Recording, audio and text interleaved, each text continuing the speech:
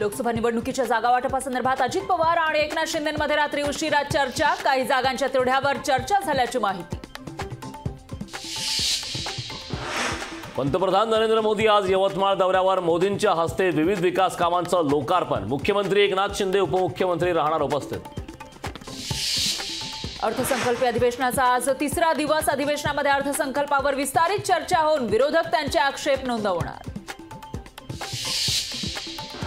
मवियाची जागा वाटपासंदर्भात आज बैठक, हॉटेल ट्रायडेंट येथे पार पडणार बैठकीला वंचितचा प्रतिनिधी उपस्थित राहणार।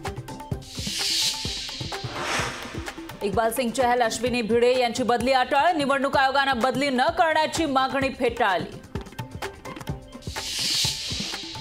हिमाचलमध्ये राज्यसभा निवडणुकीत काँग्रेसची 6 मतं फुटली, सुखविंदर सिंग सुखू सरकार अल्पमतात असल्याचा भाजपचा दावा, भाजप अविश्वास प्रस्ताव दाखल करण्याची शक्यता।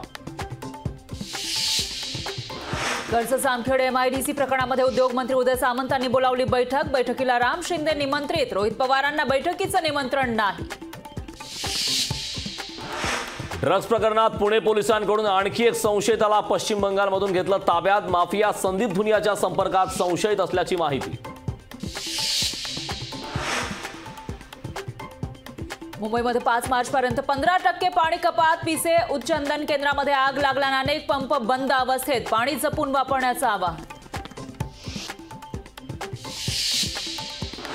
अकोल्यात पालिकेतील 10 मुलांना विषबाधा, शालेय पोषण आहारातून विषबाधा, चौकशी करून ठेकेदारांवर कडक शिक्षा करण्याची पालकांची मागणी। अवकाळीचा पश्चिम विदर्भाला मोठा तडाखा, 823 गावांमधील 33,000 हेक्टरवरील पिकांचं नुकसान।